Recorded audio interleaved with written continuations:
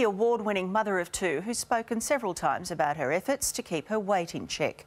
Now, Chrissy Swan has become the target of hate, all because she posed with her sons for a respected national magazine. I can play with my son and not get out of breath. That's the stuff that matters to me. She just gets punished for it. She gets abused, humiliated, belittled. I'm doing my best with Leo. I think she represents a lot of women in the community. She never tries to pretend that she's something she isn't. All week long, people are so it's a week-long problem now. And saying mean things about other people. She shot to fame on Big Brother.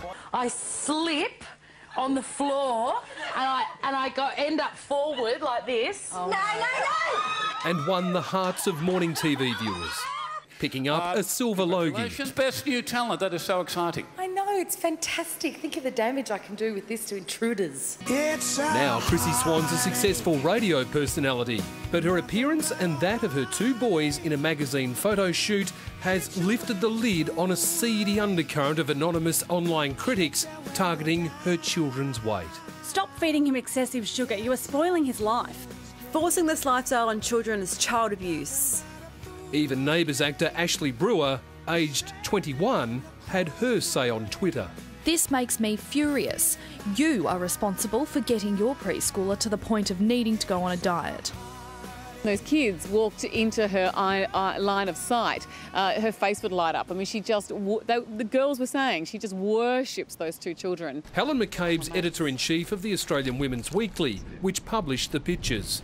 She says readers are loving the pictures of 3-year-old Leo and 9-month-old Kit with their mum, apart from a handful of critics hiding behind the World Wide Web, taking pot shots about their weight. I think she represents a lot of women in the community, struggling with their weight, struggling with raising kids, struggling with juggling a job.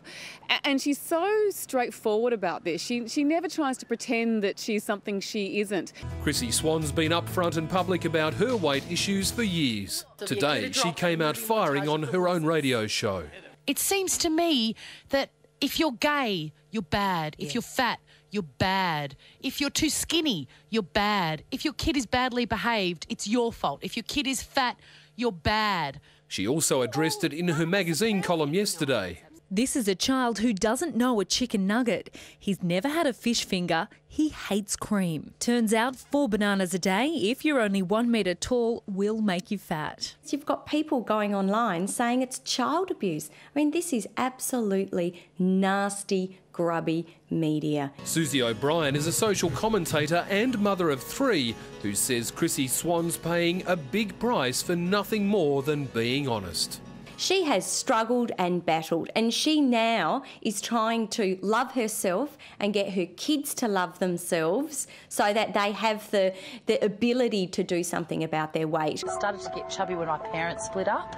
And I don't know whether it was, I don't think it was emotional eating, but I just think my whole life was in such disarray. Look, I think that Chrissy should be applauded for the fact that she took notice of the situation and she actually went and did something about it. And rather than putting her kids on some dodgy fad diet... Paediatric dietitian Melanie McGrice from Health Kick says young Leo might be 7 kilos overweight, but his mum's doing the right thing by asking a professional for help, and there's plenty of good advice out there.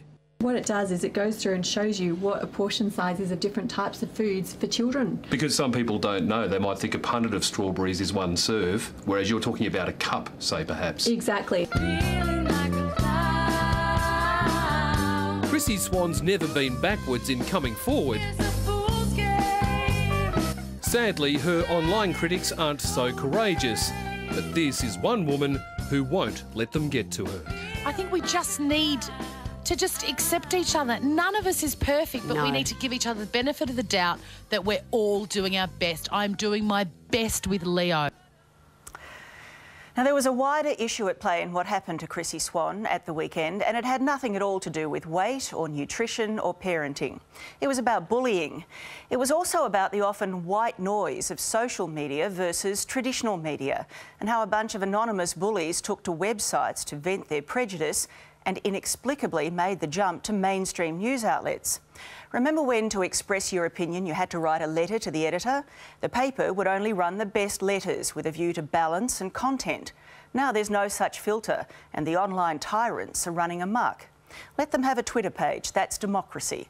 But why translate their jaundiced opinions and intemperate language into news copy that's supposed to actually carry some authority?